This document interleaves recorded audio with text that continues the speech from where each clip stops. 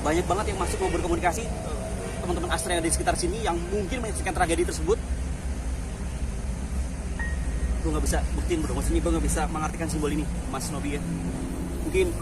Mungkin gue perlu dudukan dulu di rumah ya, arti simbol apa ini gitu ya. Jadi mudah-mudahan gue bisa mengartikan simbol ini bro.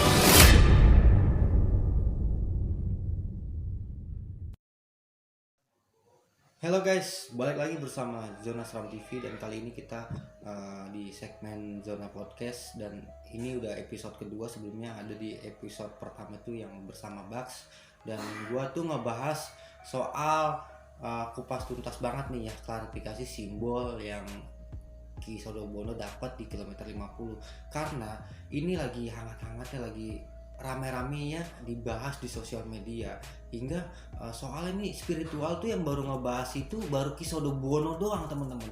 Dari ahli praktisi ya itu belum ada, dan sedangkan ini medianya ini media dengan kertas dan rokok, ini benar-benar original banget gitu ya. Jadi berbentuk simbol itu original banget dan gua nggak basa-basi lama aja, langsung aja kita tanya Ki Sodobononya dan apa jawabannya. Kalian penasaran? Sebelum kalian lanjutkan tontonan ini, lebih baik kalian mendukung channel gue agar channel gue bisa berkembang ke depannya. Support, jangan lupa subscribe, like, komen, dan share. Lanjut aja tanya Ki Sodobononya.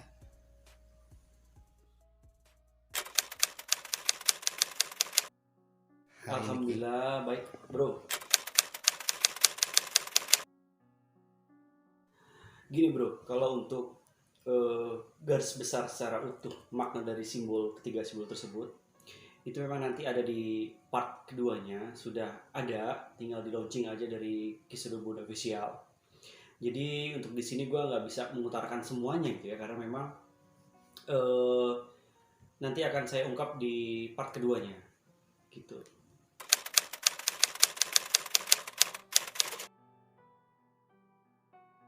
Sukma, mungkin bukan Sukma ya. Jadi gini, kalau untuk berkaitan sama Sukma tuh orang nggak ada campur tangan bisa untuk ngotak-ngatik Sukma bro. Ya, Sukma orang ya, yang masih hidup maksudnya kan. Dibilang adalah Sukma orang yang menembak ya. Di situ ya dikatakan yang nggak bisa bro.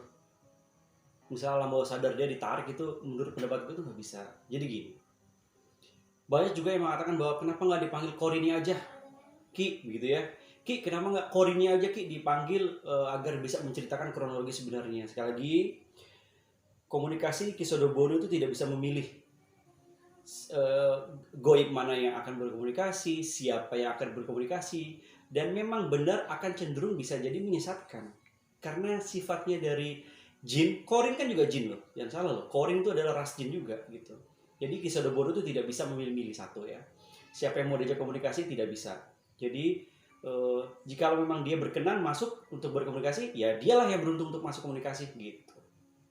Jadi, dan satu lagi, saya tidak setuju dengan perkataan bahwa saya berkomunikasi dengan ruh. Dan itu tidak benar bro, karena ruh orang yang sudah meninggal sudah dipastikan ada di alam kubur. Jadi tidak mungkin bisa diajak komunikasi seperti itu.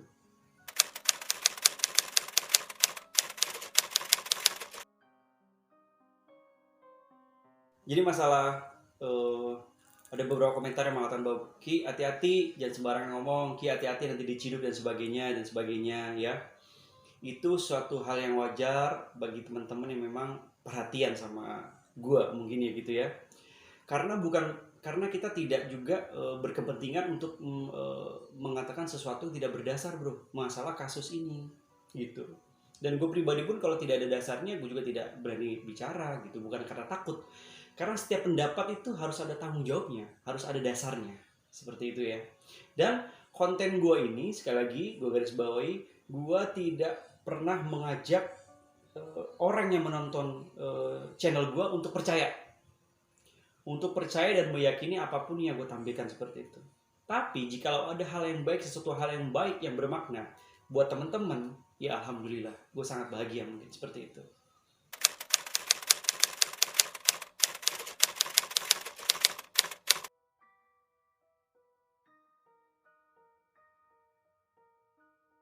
Jadi gini bro, kebetulan lu kan orang yang pegang kamera gue pada saat itu ya, dan lu juga salah satu tim yang memang kita bareng-bareng tujuannya adalah ingin tahu lokasi tempat itu aja. Kita tidak ada bermaksud untuk mengungkap apapun di situ, bener gak ya? Nah, jadi intinya gue datang ke sana itu sebenarnya tidak mau mencampuri urusan berkaitan dengan kasus tragedi tersebut. Gue hanya ingin mencoba untuk berkomunikasi karena ada panggilan hati seperti itu. Jadi ada panggilan hati dan ada efek dari goib juga yang coba untuk memberikan interaksi pada gue pada saat itu. Dan pada akhirnya gue melakukan komunikasi dengan media kertas dan rokok. Nah, kalau berkaitan dengan hal itu, saya adalah orang yang spiritual pertama mengungkap. Sebenarnya bukan mengungkap ya. Pada saat itu gue ingin tahu lokasi tempat kejadian. Lain hal dengan kenapa kok spiritual yang lain gue tidak tahu ya. Mungkin mereka punya pendapat masing-masing masalah hal ini. Jadi gue nggak bisa berkomentar masalah hal itu.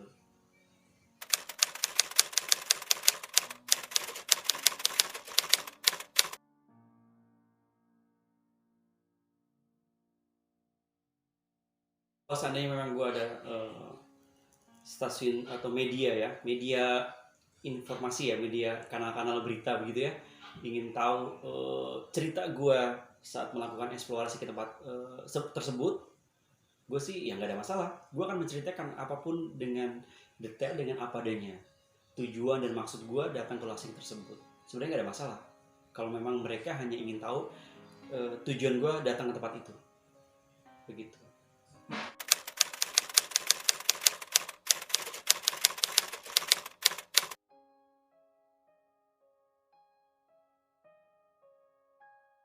Diundang ke stasiun TV untuk halnya podcast gitu ya, bercerita atau diskusi dan sebagainya. Kalau memang dia berkeinginan ingin mencampurkan masalah ini dengan goib, ya kenapa enggak gitu ya. Tapi sekali lagi kan kalau untuk urusan goib itu masing-masing pribadinya, bagaimana menanggapinya. Kalau stasiun TV ingin menghadirkan gua, kemudian berbicara tentang kegiatan spiritual di tempat itu, ya kenapa enggak? Karena sekali lagi, spiritual adalah keyakinan kita sendiri. Dan bagaimana teman-teman juga menilai hal tersebut. Gitu bro.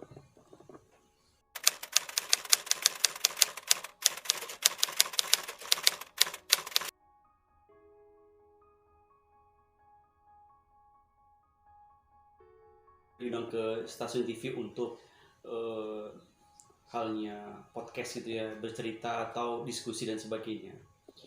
Kalau memang dia berkeinginan ingin mencampurkan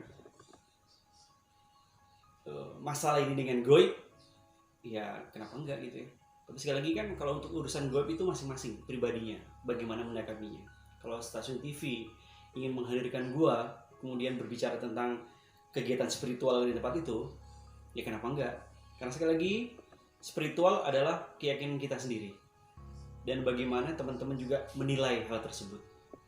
Gitu bro.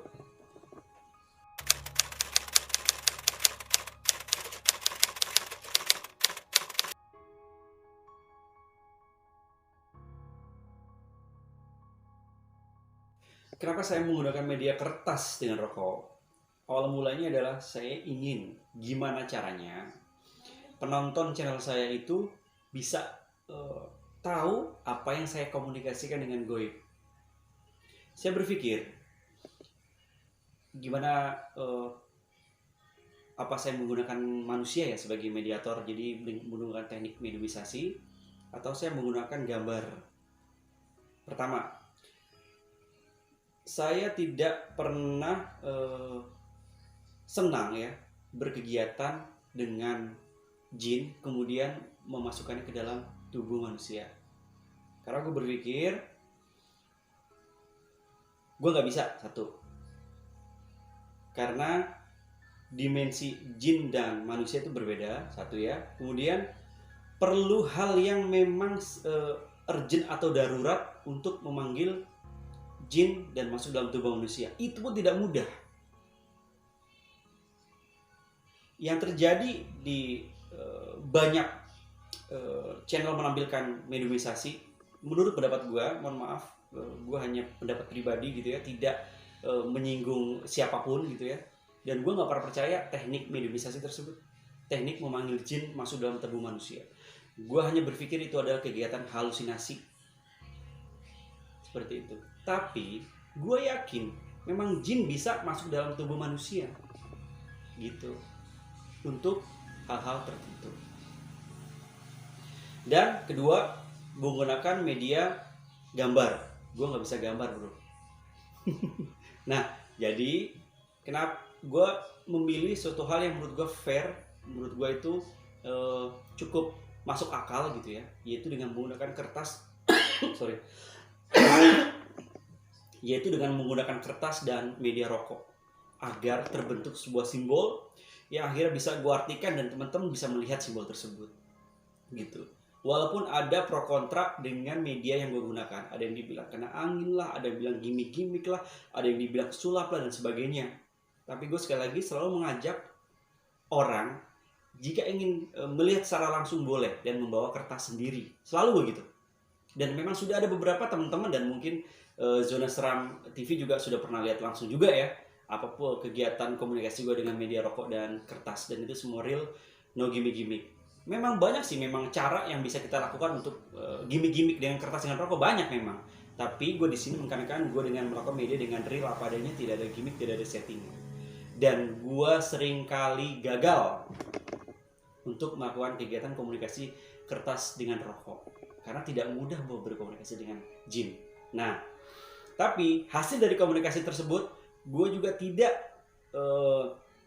mengarahkan atau berharap penonton gue percaya, karena sekali lagi guys bahwa jin juga bisa menyesatkan. Makanya gue dalam mengartikan simbol, gue akan berkomunikasi dengan baik sebaik-baiknya sesuai dengan kemampuan gue dan menyaring menelaah yang disampaikan jin tersebut agar gue pribadi tidak sesat dan teman-teman yang menonton channel gue juga tidak tersesatkan.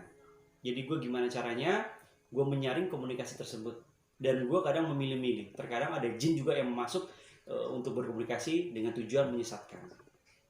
Jadi kenapa gue melakukan media dengan kertas dan rokok, itu menurut gue media yang paling fair menurut gue, walaupun masih banyak pro kontra. Tapi gue yakin apapun yang gue tampilkan ini semua adalah real.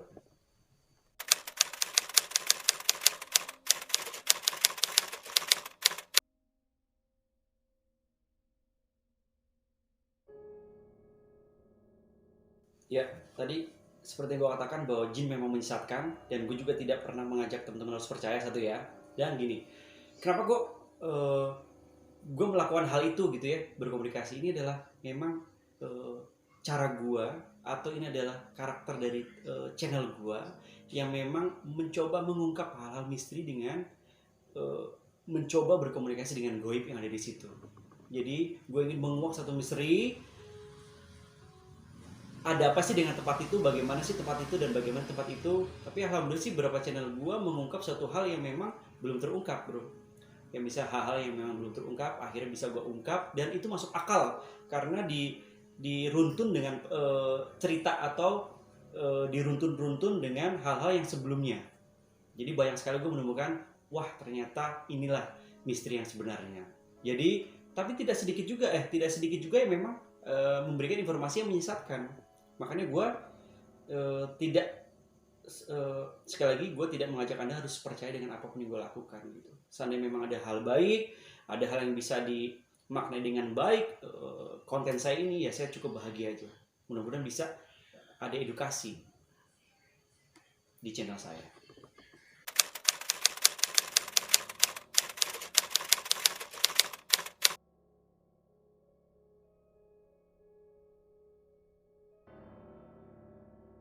Dalam keyakinan saya, maksudnya saya berkeyakinan gini, korin manusia memang ada. Karena lahirnya satu manusia, lahirlah satu korin yang memang mengikuti kita, menyerupai kita, kemanapun kita ikut, dia akan mengikuti. Dan sekali lagi itu adalah ras jin, tetap adalah bangsa jin, gitu ya. Yang terkadang juga bisa menyesatkan kita, kadang juga ya mungkin mudah-mudahan dia bisa menjadi baik untuk kita gitu. Nah, berkaitan dengan orang yang meninggal 40 hari korinnya masih ada, bisa jadi karena itu hanya korin kan jin, tidak bisa meninggal. Maksudnya meninggalnya mereka berumur panjang gitu ya. Tapi manusia itu pasti ada batas umur dan ada takdir dia akan meninggal. Dan gue yakin ruh mereka akan bertanggung jawab di alam kubur gitu, tidak akan bergentayangan. Itu pendapat gue ya, keyakinan gue. Dan Korin ini masih ada nggak selama 40 hari? Kalau pendapat gue ya memang ada. Korin itu tetap hidup gitu. Walaupun nantinya juga dia akan mati. Karena dia bangsa jin, otomatis umurnya lebih panjang dibandingkan manusia yang diikutinya. Gitu bro.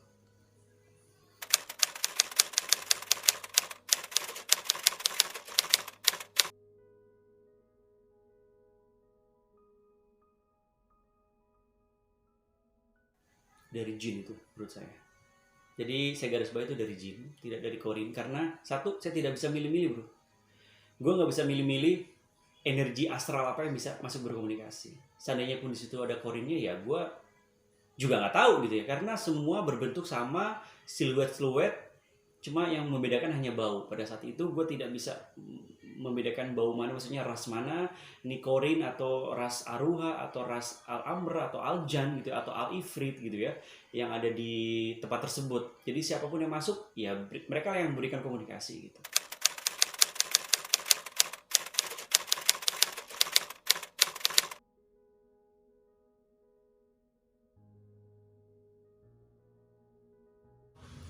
Gue nggak tahu tuh urutannya ya, yang jelas ya. Maksudnya kronologi urutannya. Tapi kalau untuk lebih jelasnya nanti memang di part kedua saya gitu ya. Saya tidak bisa berkomentar di sini. Yang jelas simbol-simbol itu mudah-mudahan bisa bermakna bagi masyarakat Indonesia.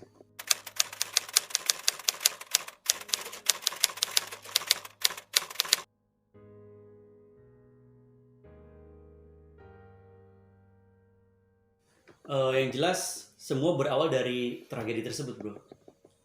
Semua berawal dari tragedi tersebut. Jadi intinya simbol itu ya mudah-mudahan bisa menjawab kegelisahan masyarakat Indonesia gitu.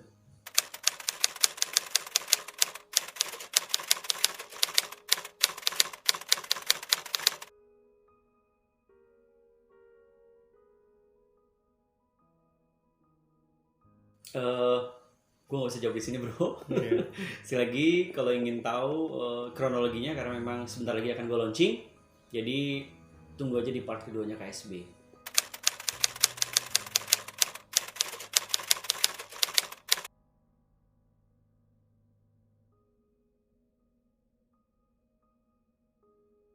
Oke, jadi pertama gue datang ke tempat itu sebenarnya ingin tahu lokasinya aja. Mungkin teman-teman tim yang lain juga mengiyakan pendapat gue ini, karena gue kepengen tahu kilometer 50 yang mana sih, kilometer 50 seperti apa sih gitu ya. Dan kita coba untuk kesana untuk memberitahu tempat aja, lokasinya aja, menjelaskan lokasinya ini, lokasinya di sini, lokasi di sini. Dan itu tujuan awal gue pribadi gitu. Jadi nggak ada apa namanya istilahnya, hal-hal yang gue kepengen cari tahu maksudnya sebelumnya, hanya ingin memberitahu tempat aja. Tapi kenapa gue bisa langsung melakukan komunikasi di situ? Karena pada saat itu gue ada semacam kayak bisikan energi gitu ya untuk melakukan komunikasi. Jadi tanpa gue rencanakan. Jadi itu adalah tujuan utama. Gue pengen tahu lokasi aja dan memberikan informasi ke teman-teman. Ini lokasi di sini. Dan kenapa gue langsung komunikasi itu tidak pernah gue rencanakan sebelumnya.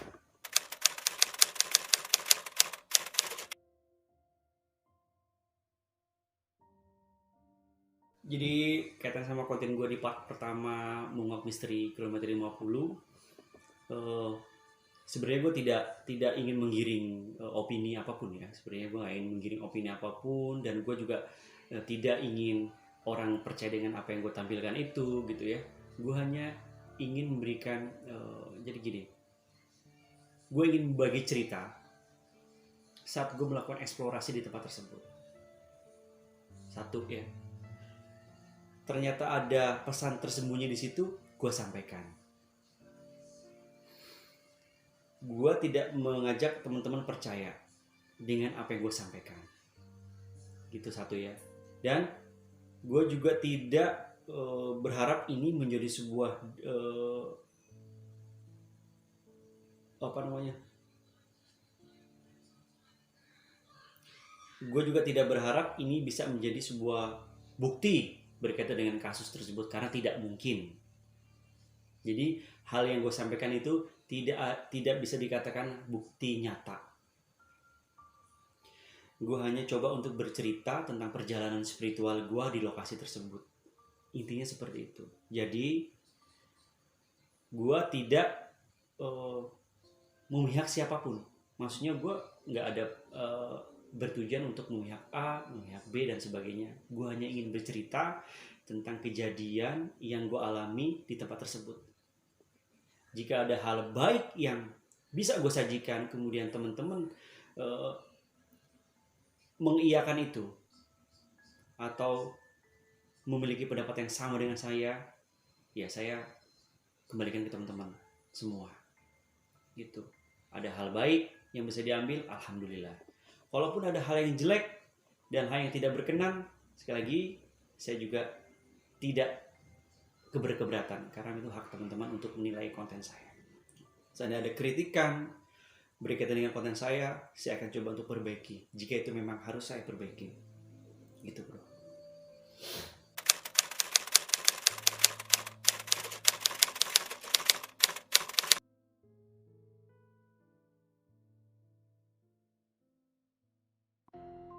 Jadi untuk part 2-nya pengungkapan simbol, sebenarnya pas gue di lokasi itu malamnya kan gue udah langsung klarifikasi simbolnya, bro. Cuma memang karena ada jadwal yang harus gue dahulukan dulu, sudah ada jadwalnya gitu ya, konten-konten yang lain gitu ya. Jadi insya Allah mudah-mudahan akan tayang dalam waktu dekat atau minggu-minggu ini pasti tayang. Jadi ditunggu aja.